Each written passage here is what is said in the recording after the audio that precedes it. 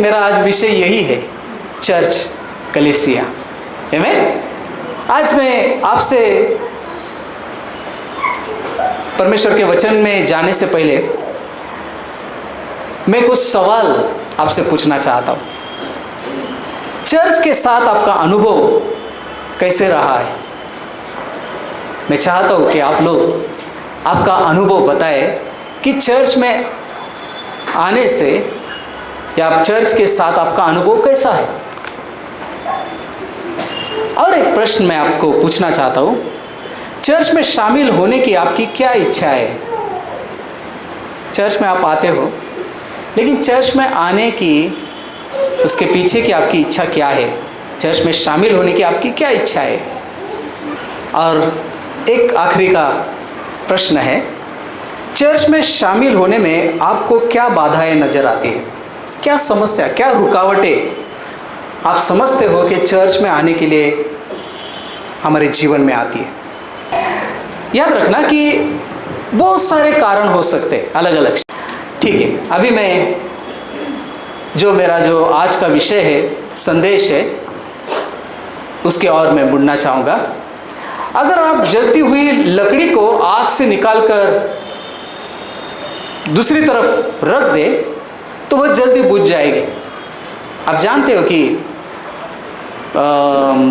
चूल्हे में पहले ज़माने में चूल्हा जलाते थे, अभी भी जलाते हैं गाँव में, और उसमें काफ़ी लकड़ियाँ डाली जाती हैं ताकि आग भड़कती रहे, और उसके ऊपर जो भी हम लोग खाना तैयार करते हैं या जो कुछ भी है ना, तो आग उसके लिए ज़रूरी है, वो जलती रहे। और कभी कभी ऐसा होता है कि उसमें से अगर एक लकड़ी को बाजू में अगर अलग से ऐसा रखा जाए तो वो लकड़ी जिसमें आग पकड़ी हुई है वो धीरे धीरे बुझ जाती है, और उसके ऊपर क्या जमा होता है? हाँ, हिंदी में क्या कहते हैं उसको? ऐश है, राख जमा होती है।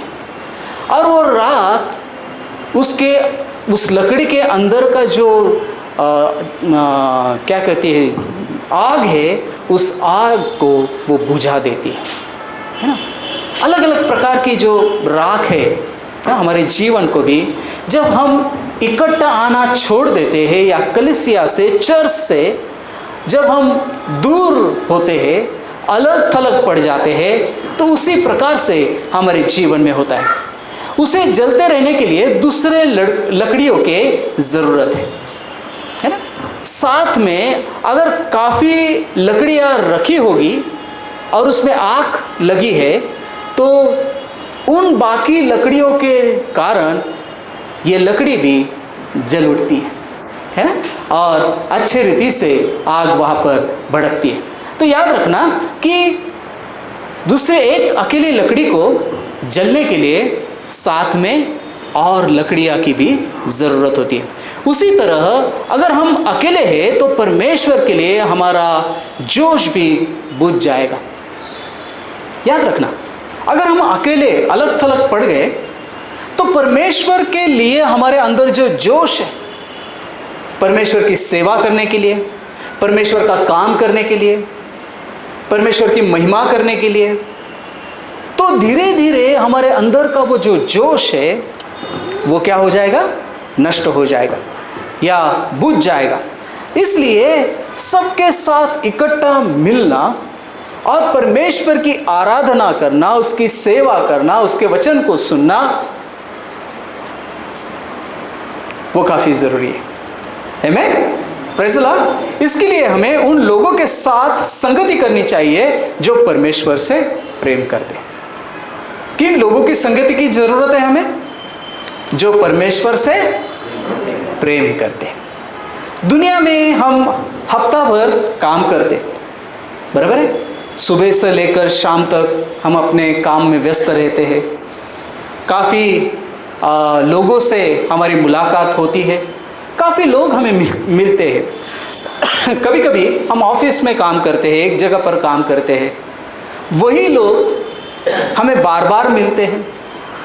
जो लोग हमें जानते हैं, हमारे बर्ताव को जानते हैं, हमारे विचारों को जानते हैं, लेकिन वो लोग परमेश्वर से प्रेम करने वाले नहीं होते, और इसलिए उनके अंदर की जो चीज़ें हैं जैसे वो बाहर निकलती है, उसके द्वारा हमारे जीवन के ऊपर परिणाम होता है, असर पड़ता है। और कभी कभी बहुत सारी नकारात्मक बातों को वो बोलते हैं, है ना। निगेटिव जो बातें होती है वो हमारे कान में पड़ती है। कभी कभी दुनियादारी की बातें ज़्यादा हमें सुनने को मिलता है ना।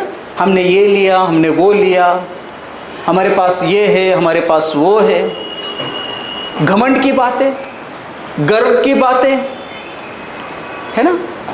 कभी कभी दुनिया के ऐसे बहुत सारे गलत चीज़ें जो हम सुनना पसंद नहीं करते या सुनना नहीं चाहिए, वो हमें हफ्ता भर सुनने पड़ती है, और उसके द्वारा, उसके कारण हमारे आत्मिक जीवन के ऊपर प्रभाव पड़ता है। एक बात याद रखना, आप जितने बार नकारात्मक चीज़ों को सुनोगे, उसी प्रकार से आपके विचार, आपके ख्याल, आपका स्वभाव, आपका बर्ताव बनता जाता है। हेलो। और हम तो हफ्ता भर ऐसे लोगों में रहते हैं जो परमेश्वर से प्रेम नहीं करते, जो परमेश्वर को नहीं जानते, जिनको परमेश्वर का वचन पता नहीं है, और इसलिए उनके अंदर प्रभु का वचन या प्रभु का प्रेम न होने के कारण या प्रभु को न जानने के कारण दूसरी गलत चीज़ें भरी हुई रहती है। और वो जब बातें करते हैं, उसका असर, या जो उनकी संगति में हम रहते हैं, उसका असर जो विश्वासी लोग हैं उनके जीवन में जरूर होता है, निश्चित रूप से होता है।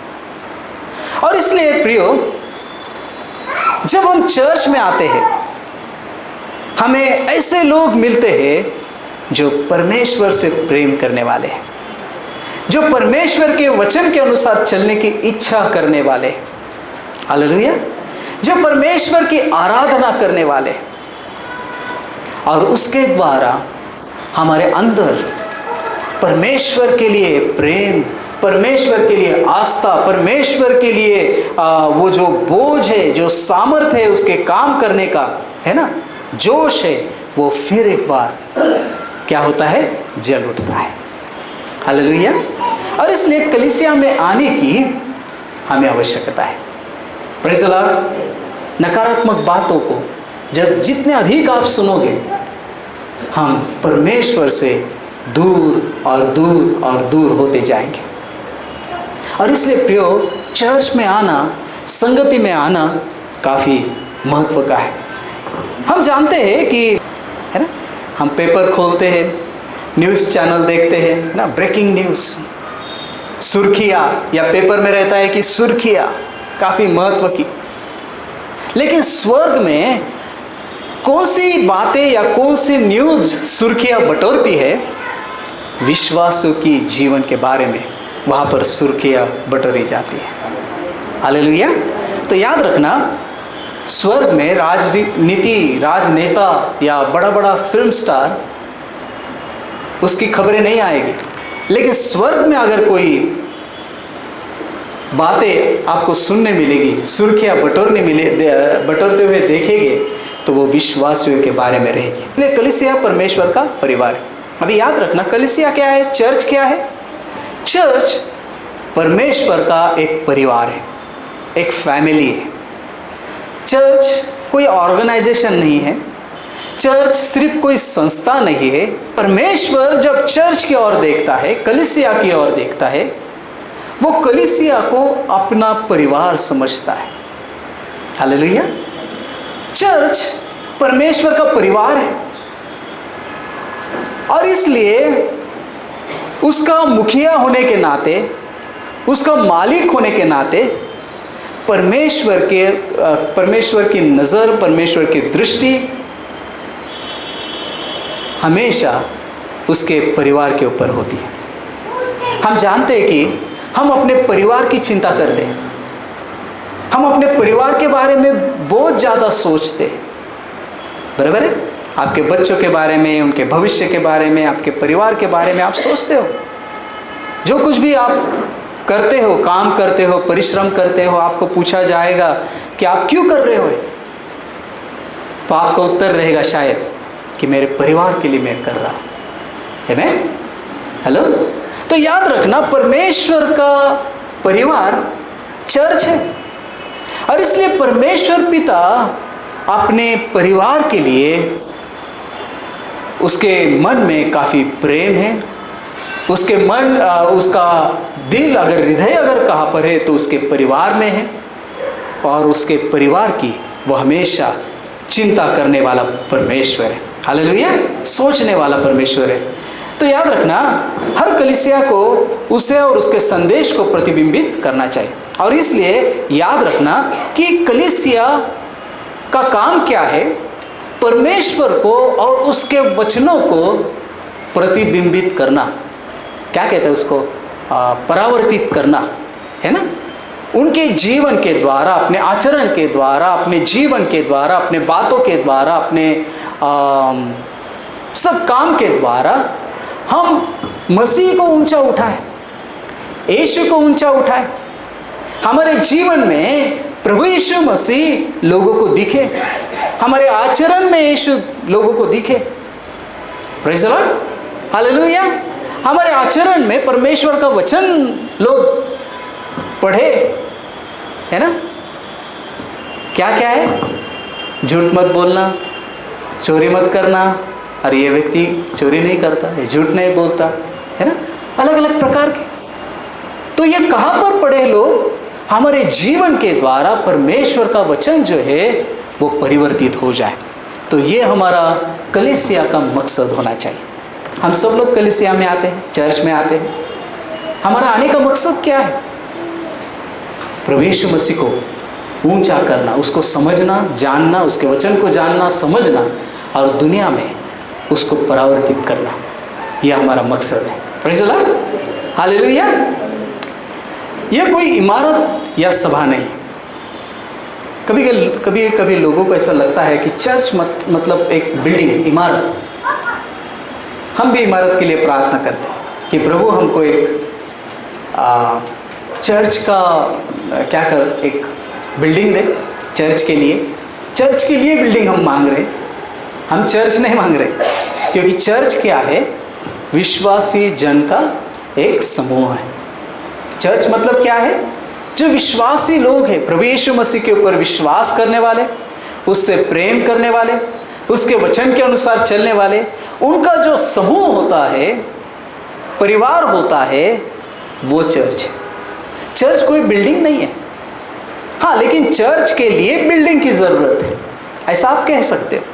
जैसा हम चर्च है और हमारे लिए बिल्डिंग उपलब्ध है। आमीन, प्रेज़ द लॉर्ड। तो याद रखना कि चर्च क्या है? कोई इमारत या सभा नहीं है। ये लोगों का एक समूह है। हम न केवल परमेश्वर के हैं बल्कि एक दूसरे के भी है। याद रखना, कभी कभी लोगों का एक सोच होता है कि मैं और मेरा परमेश्वर, मुझे लोगों से कोई लेना देना नहीं, और यह सोच बहुत ही गलत है। जैसे हम परमेश्वर के हैं, उसी प्रकार से जो कलीसिया में जो लोग हैं, परिवार के जो सदस्य हैं, वो उनसे भी हमारा एक रिश्ता है, नाता है। ये हम कभी ना भूलें। प्रेज़ द लॉर्ड, समझ में आया ना मैं क्या कह रहा हूँ? जैसे आपके परिवार में आपका एक रिश्ता है, परिवार के हर एक सदस्य की आप चिंता करते हो। उनको अगर कुछ हो गया थोड़ा सा भी, आपको दुख होता है, आपको दर्द होता है, बराबर है ना? चिंता करते हो ना आपके परिवार की।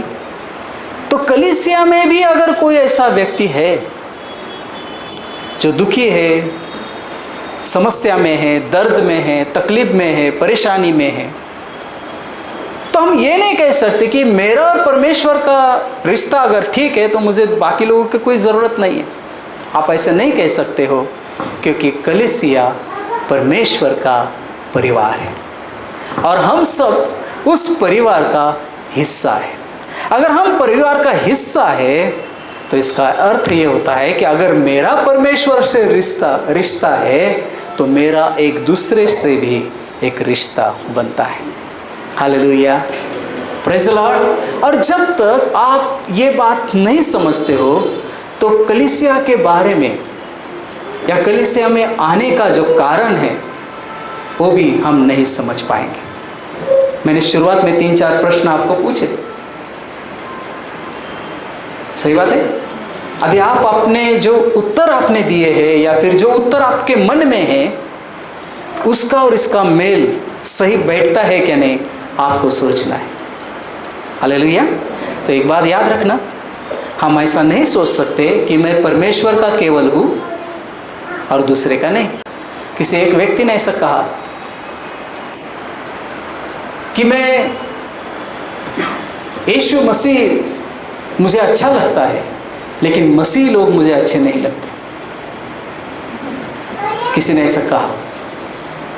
और जब किसी और ने ये बताया, ऐसा कहा, मैं बोला अरे ऐसा कोई व्यक्ति है क्या जो ऐसा कहेगा कि मैं सर से प्रेम करता हूँ लेकिन शरीर से मैं घृणा करता हूँ? तो ऐसा हो नहीं सकता, क्योंकि मसीह कलीसिया का सर है और कलीसिया उसकी देह है, उसका शरीर है। और इसलिए ऐसा नहीं हो सकता कि आप सिर्फ किसी के चेहरे से प्रेम करें और उसके शरीर से नफरत करें। ऐसा नहीं हो सकता। अगर प्रेम करना है तो हम पूरे व्यक्ति से प्रेम करते हैं। सही बात है ना, है ना? सिर्फ मुंह से नहीं प्रेम रखते। हेलो। इसलिए अगर कोई प्रभु यीशु मसीह से प्रेम करना, वो कहता है कि मैं परमेश्वर से प्रेम करता हूँ या मसीह से प्रेम करता हूँ, यीशु से, अगर वो ये कहेगा कि मैं मसीहों का घृणा करता हूँ मसीहों की, तो ये बात सही नहीं। तो याद रखना कि परमेश्वर, हम सब परमेश्वर के हैं, बल्कि एक दूसरे के भी है। मसीह जीवन एकजुटता के बारे में है। मसीह जो जीवन है वो क्या सिखाता है हमें? एकजुटता के बारे में सिखाता है। मसीह में हम सब एक है, इसके बारे में हमें बताता है। यहाँ पर कोई ऊंच नहीं, कोई नीच नहीं। कोई नहीं कह सकता कि मैं ये धर्म से हूँ या मैं ये जाति से हूँ। वहाँ पर सब एक है। हालेलुया। न तो कोई ऊंच नीच है, न तो कोई अमीर और गरीब है, न तो कोई बाइबल कहती है कि स्त्री और पुरुष, उसका भी कोई कम ज़्यादा ये नहीं है, महत्व नहीं है। परमेश्वर के सामने सब हम एक समान हैं, सब उसके बेटे और बेटियां हैं। तो याद रखना, कलीसिया या चर्च का महत्व क्या है कि वहाँ पर हम सब कोई, हर कोई परमेश्वर के बेटे और बेटियां हैं। परमेश्वर की दृष्टि से हम एक समान हैं। Hallelujah, praise the Lord. समझ में आया? और एक बात, हमें एक दूसरे की ज़रूरत है। हम ऐसा भी नहीं कह सकते कि मुझे किसी और की कोई ज़रूरत नहीं, मैं मेरा देख लूँगा। हम सबको एक दूसरे की ज़रूरत है। बाइबल में उसका उदाहरण दिया है देह के बारे में। देह का कोई भी एक अंग दूसरे अंग से नफरत नहीं कर सकता। सही बात है। हाथ अगर दूसरे हाथ को बोलेगा कि मुझे तेरी ज़रूरत नहीं, तो नहीं हो सकता। पैर अगर हाथ को कहेगा कि मुझे तेरी ज़रूरत नहीं, तो नहीं हो सकता। आँख अगर नाक को या कान को बोलेगा कि तेरे बिना मैं सब कुछ कर सकता हूँ, तो नहीं हो सकता। हम सबको एक दूसरे की ज़रूरत है। और इसलिए प्रिय याद रखना, जब हम कलीसिया में आते हैं, चर्च में हम आते हैं, तो एक दूसरे के बिना हम सब अधूरे हैं, ये समझने की ज़रूरत है। कभी कभी लोग सोचते मैं नहीं गया तो क्या हो गया, चर्च में क्या फ़र्क पड़ता है। याद रखना, अगर आप नहीं हो, इसका मतलब कुछ तो भी वहाँ पर कमी है, कुछ तो भी वहाँ पर घटी है। और आपका महत्व कलीसिया के लिए चर्च के लिए और प्रभु के लिए काफ़ी मायने रखता है। हालेलुया। शायद हो सकता है कि किसी का ध्यान आपके और नहीं गया होगा, लेकिन सबसे पहला ध्यान प्रभु का आपकी ओर गया है, क्योंकि आपकी कमी उसको खलती है। Hallelujah, praise the Lord, hallelujah. आइए इस कलीसिया को उसके सर्वोत्तम रूप में हम देखें। और प्रभु चाहता है कि हम इस कलीसिया को प्रभु में एक सर्वोत्तम रूप में उसको हम सादर करें, उसको हम समर्पित करें। Hallelujah, praise the Lord. आइए परमेश्वर के वचन से कुछ वचनों को हम पढ़ेंगे। प्रेरितों के काम उसका 2 अध्याय और 38 से लेके 47 तक। अभी ये जो वचन है आप घर पे जाकर अच्छे रीति से फिर पढ़ना, सही बात है। उसके जो महत्वपूर्ण जो अंश है उसके और मैं आपका ध्यान खींचना चाहूँगा। देखिए, ये कहानी हमें बताती है कि चर्च कैसा होना चाहिए। जो मॉडल चर्च है, एक क्या कहते हैं, मॉडल चर्च, एक आदर्श चर्च कैसा होना चाहिए, यहाँ पर हम बाइबल में पढ़ते हैं। सबसे महत्व की बात, परमेश्वर के वचन की शिक्षा और उसके अनुसार जीवन जीने के लिए खुद को समर्पित हमें करना चाहिए। जो पहले की कलीसिया थी, वो पहले की कलीसिया घर घर में रोज इकट्ठा मिलकर वो परमेश्वर के वचनों को सुनते थे, उसकी आराधना वो करते थे, उसकी स्तुति वो करते थे। याद रखना, रोज, हर रोज। हेलो, हमें कभी कभी हफ्ते में एक बार आने के लिए काफ़ी मुश्किलों का सामना करना पड़ता है, काफ़ी समस्याओं का सामना करना पड़ता है। मैं जानता हूँ, जब मैंने सेवकाई शुरू की तो हर दिन मैं जाकर लोगों को वचन सुनाता था। 7-8 बजे हम जाते थे, मिलते थे, और कभी कभी 10-11 बजे तक प्रभु की आराधना, वचन, और हर रोज नया वचन, हर रोज नया वचन, नया प्रकाशन, नया प्रकटीकरण प्रभु देता था। और जवान लड़के लोग थे, सामर्थ्य से, जोश से भरे हुए, और काफ़ी लोग आज उसमें से सेवकाई में है। Praise the Lord. तो याद रखना प्रियो कि परमेश्वर के उपस्थिति में आने के लिए या उसमें बढ़ने के लिए हमें सिर्फ हफ्ते में एक दिन की जरूरत नहीं है। जितना अधिक हम परमेश्वर की उपस्थिति में आएंगे, उतना अधिक हम परमेश्वर के वचन की शिक्षा को प्राप्त करेंगे, और उसके अनुसार जीवन जीने के लिए हम खुद को अधिक से अधिक समर्पित करते जाएंगे। हालेलुया। रोज, हर रोज। पहले की जो कलीसिया थी वो परमेश्वर के वचन की शिक्षा पाने के लिए भूखी और प्यासी थी। एक जगह पर हम देखते हैं कि पौलुस परमेश्वर के वचन को सुना रहा था, लोगों को बता रहा था, और बाइबल कहती है कि वो इतना, उसको सुबह जाना था जल्दी, इसलिए वो रात भर परमेश्वर के वचन से लोगों को शिक्षा दे रहा था। और लोग भी उठे नहीं, वो सुनते रहे।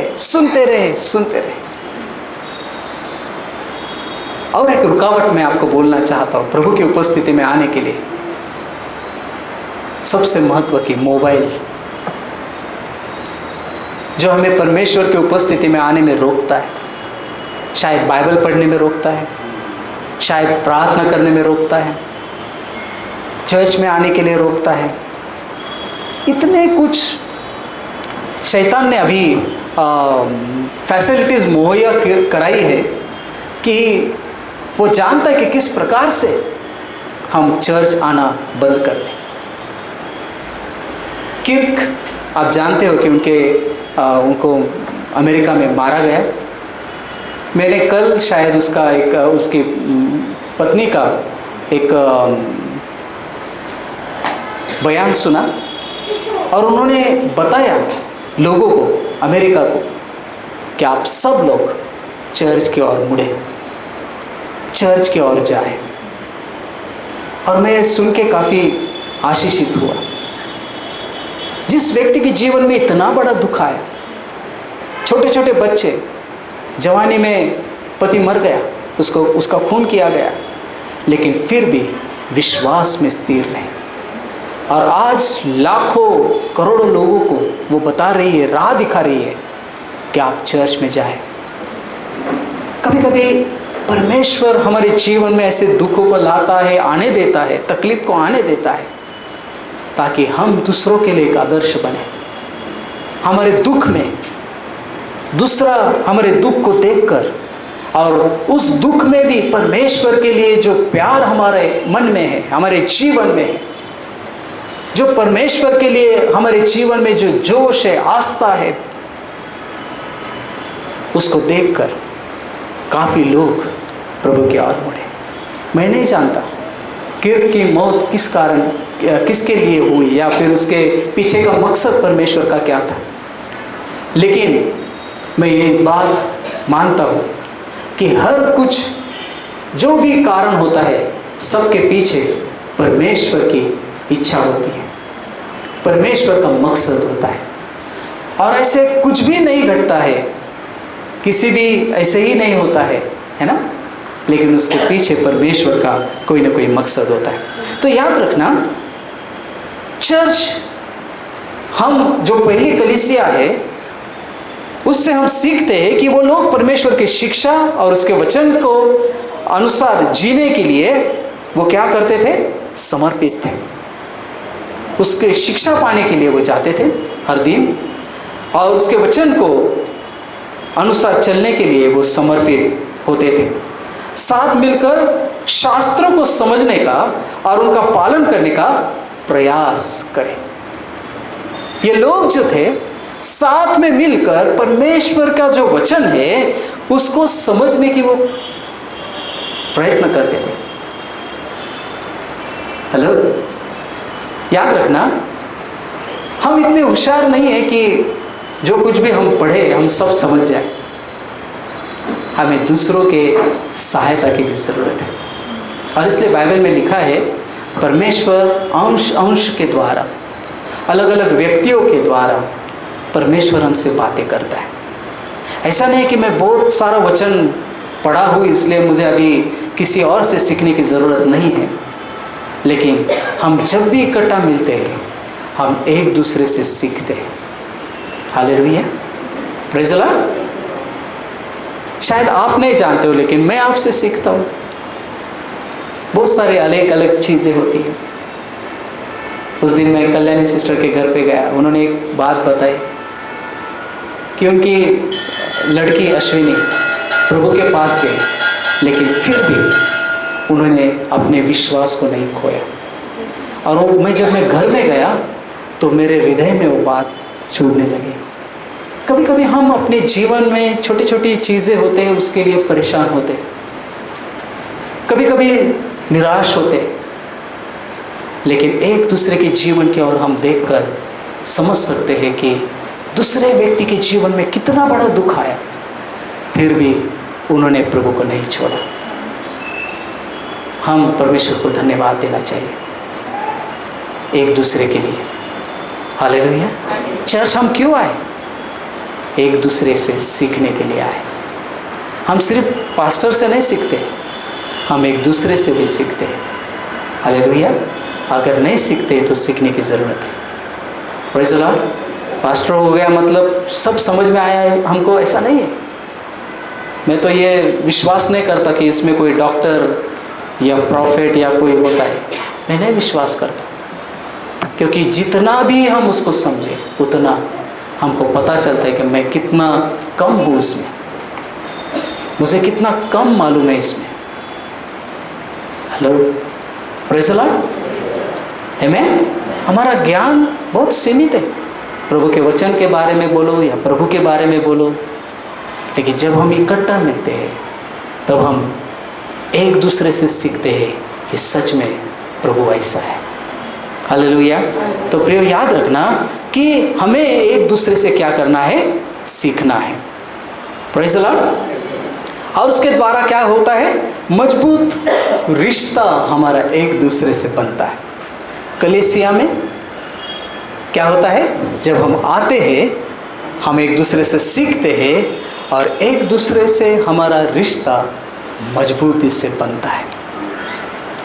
मैं उस दिन कामड़े ब्रदर के घर पे भी गया, है ना। सिस्टर ने बोला कि पास्टर हमको ऐसा लगता है जब मैं चर्च में आई तो मुझे मेरा परिवार मिला, है ना, हमारे लोग मिले। और जब मैं घर पे गया उनको इतना खुशी हुआ कि वो बोले मैं क्या करूँ क्या नहीं, मुझे समझ में नहीं आ रहा। तो ये खुशी है जब हमारे रिश्तेदार, हमारे लोग जो प्रभु को नहीं जानते हैं, वो मिलने के बाद जितना आनंद होता है उससे कई गुना आनंद प्रभु के लोग जब हमें मिलते हैं तब मिलता है। हालेलुया। आपने महसूस किया है वो? निश्चित रूप से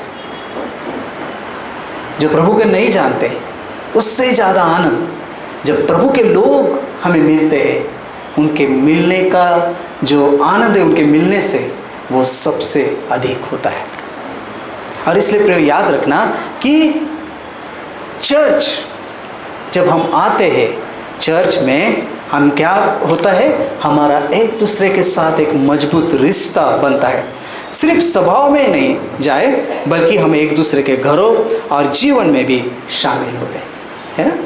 सिर्फ स्वभाव में नहीं लेकिन एक दूसरे के घर से और एक दूसरे के जीवन से भी हमारा एक रिश्ता बन जाता है।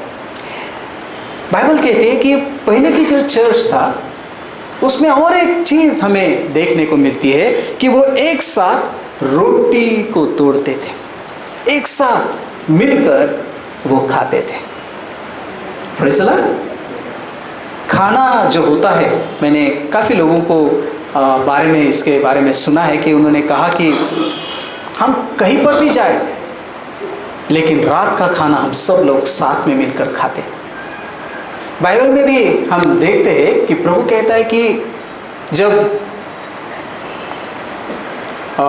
दूल्हे की शादी होगी वहाँ पर इकट्ठा भोज होगा, है ना, खाना होगा और हम सब साथ मिलकर प्रभु के साथ उस शादी का जो क्या कहते हैं उसको दावत है, उस दावत को हम करेंगे।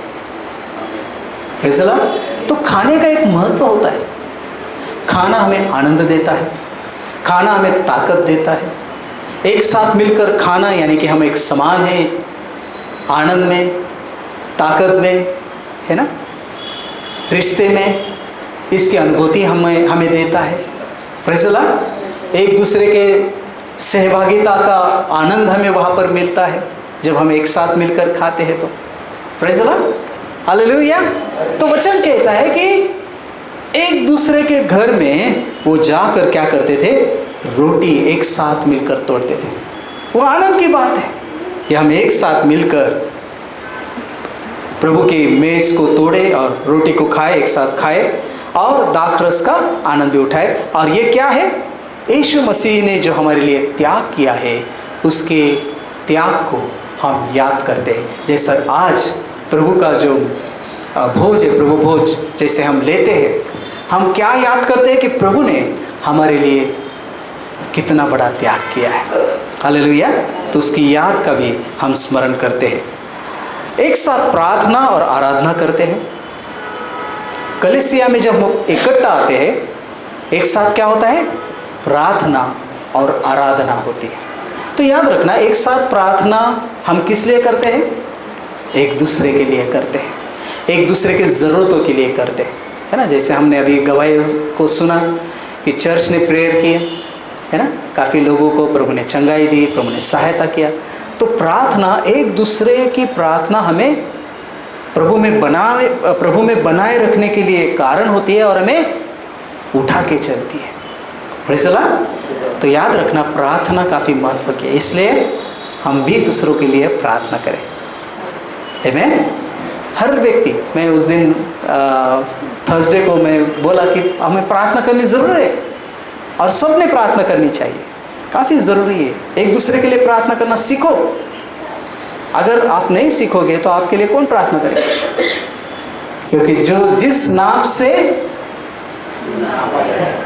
उसी प्रकार से नापा जाएगा। आप प्रार्थना करोगे तो आपके लिए भी प्रार्थना करने के लोग लिए लोग प्रभु खड़ा करेगा।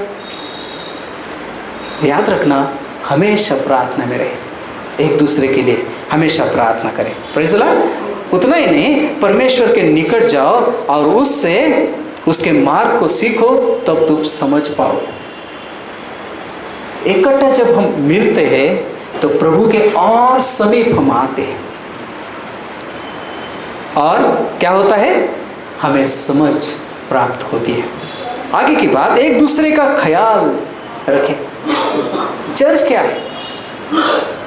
चर्च इसलिए नहीं है, काफ़ी लोग सिर्फ क्रिसमस को चर्च जाते हैं या कोई त्यौहार को चर्च में जाते हैं, और उनका मकसद चर्च में आने के लिए शायद कभी कभी सिर्फ लोगों को मिलना, अपने नए कपड़े दिखाना या कुछ और होता है। तो याद रखना, चर्च में आना उसका एक मकसद ये भी है कि एक दूसरे का हम ख्याल रखें, एक दूसरे की मदद करें, है ना। और क्या है, खास कर उन लोगों को जो पीड़ित है, जो तकलीफ में है। परमेश्वर का वचन हमें बताता है कि परमेश्वर ने अब्राहम को आशीषित किया, और प्रभु चाहता था कि अब्राहम काफ़ी लोगों के लिए एक आशीष का कारण बने। आशीष प्राप्त करना एक बात है, और आशीष का कारण बनना एक दूसरी बात है।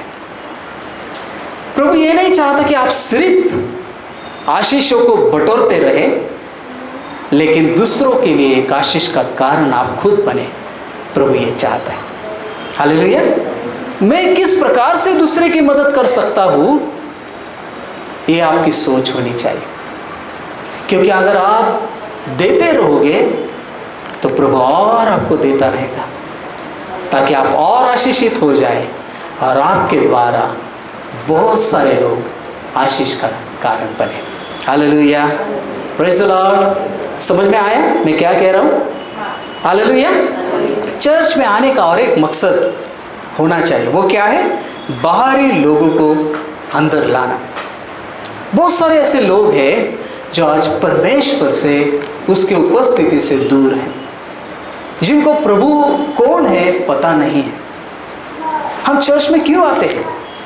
ताकि प्रभु को सही रीति से हम समझ सकें, और जो बाहरी लोग हैं जिनको प्रभु के बारे में पता नहीं है, उनको अंदर लाने की हम कोशिश करें, ताकि वो भी परमेश्वर का जो प्रेम है उसको जान सके। ईश्वर को अपने तक सीमित रखना स्वार्थ है।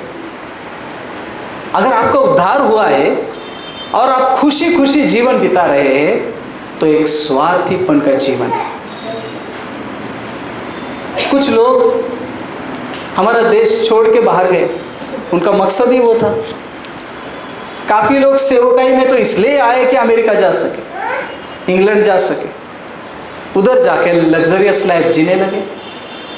लेकिन प्रभु कहता है कि मैं फिर एक बार सब कुछ हिला दूंगा। प्रभु ने हिलाया, जॉब्स को हिलाया, ट्रम्प को हिलाया, नौकरियों को हिलाया, क्योंकि मकसद भूल गए। प्रभु ने आपको क्यों आशीषित किया? जब आप परमेश्वर का आपके बारे में जो मकसद है उसको अगर जब आप भूल जाते हो, तो फिर जिसके ऊपर आप डिपेंड है, भरोसा रखते हैं, प्रभु उसको ही हिला डालता है। समझ में आया?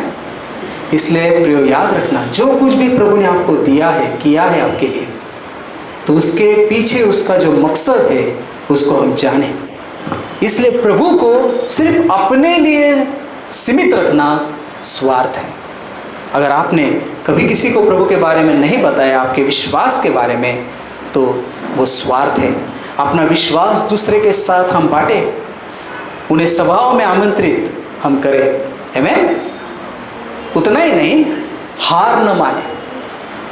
कभी कभी मसीह लोग काफ़ी जगह पर जल्दी से हार मान लेते।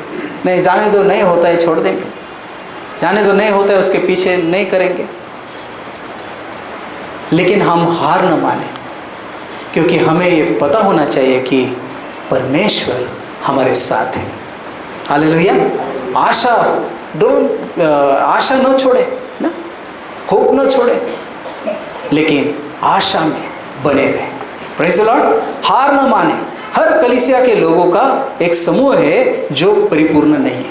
कभी कभी लोगों को और एक प्रॉब्लम होता है, लोग कलीसिया में इसलिए नहीं आते, चर्च में इसलिए नहीं आते कि वो चर्च में ना ये प्रॉब्लम है, वो चर्च के लोग ना मेरे से बात ही नहीं करते। आपका मकसद क्या है चर्च में आने का? इसलिए मैंने पूछा। प्रिय, याद रखना, कोई भी कलीसिया परफेक्ट नहीं है, क्योंकि हम परफेक्ट नहीं है। बराबर है? हम परफेक्ट है क्या? आप में से कितने लोग परिपूर्ण है ना? परिपूर्ण, बराबर है शब्द। मैं भी परिपूर्ण नहीं हूं। आप परिपूर्ण हो? नहीं।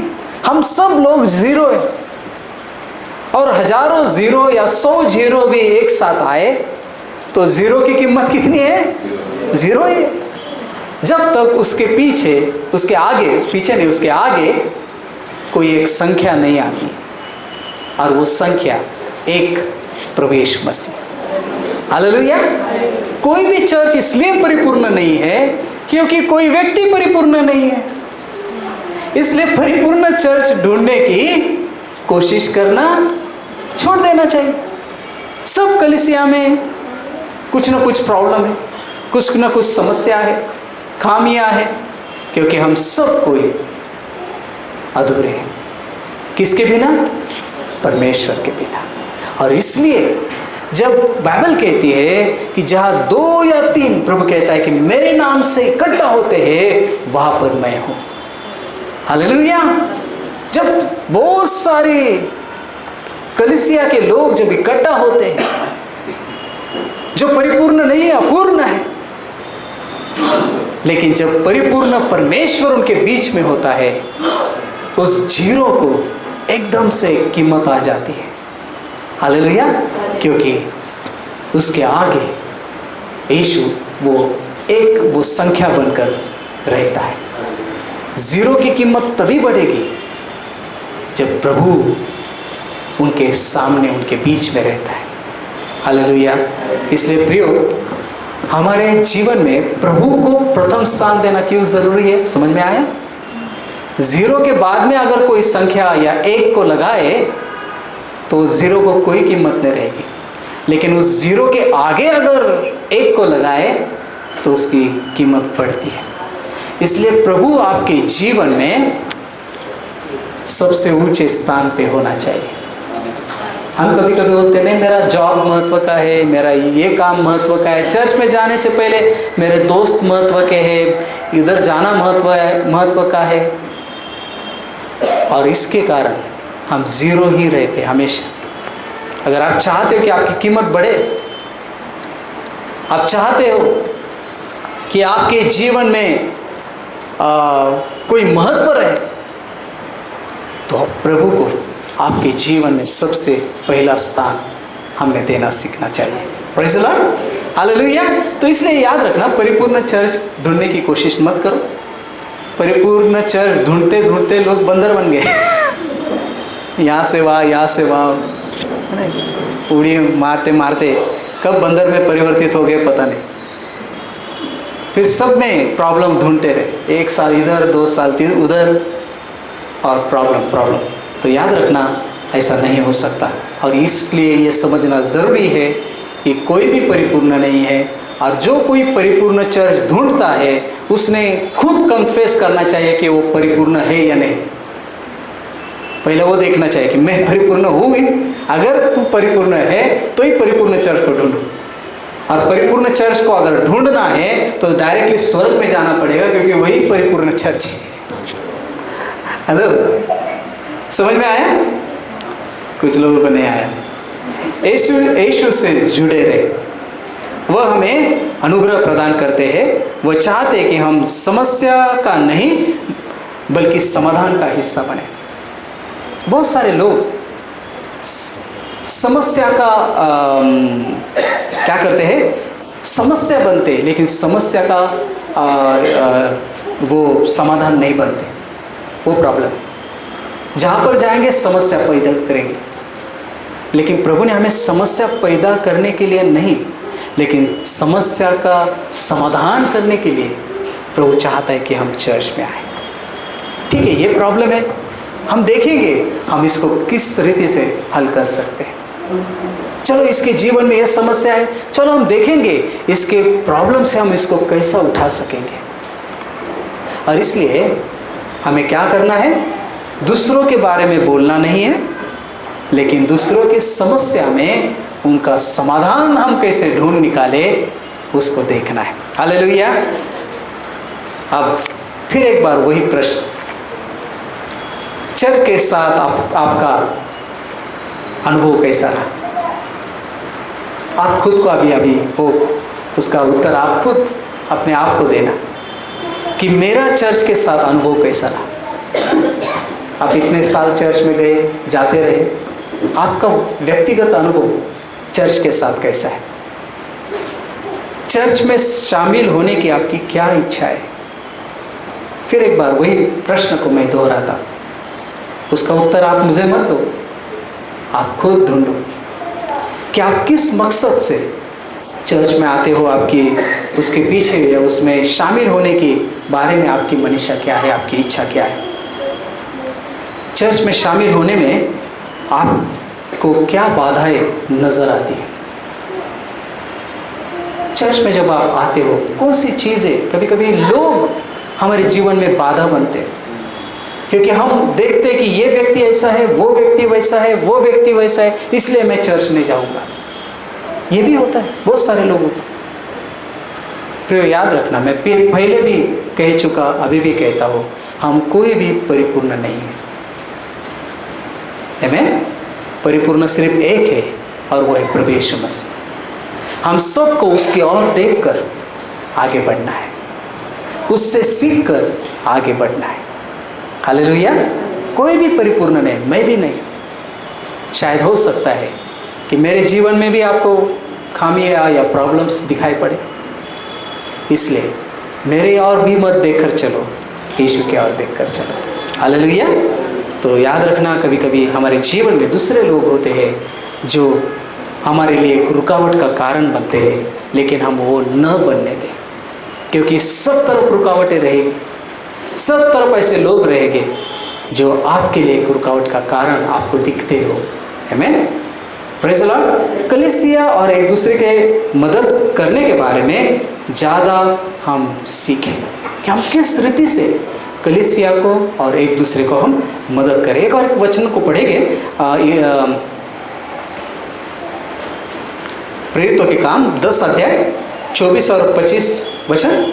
चर्च उसी प्रकार से है, जब हम दूसरों को प्रोत्साहित करते हैं,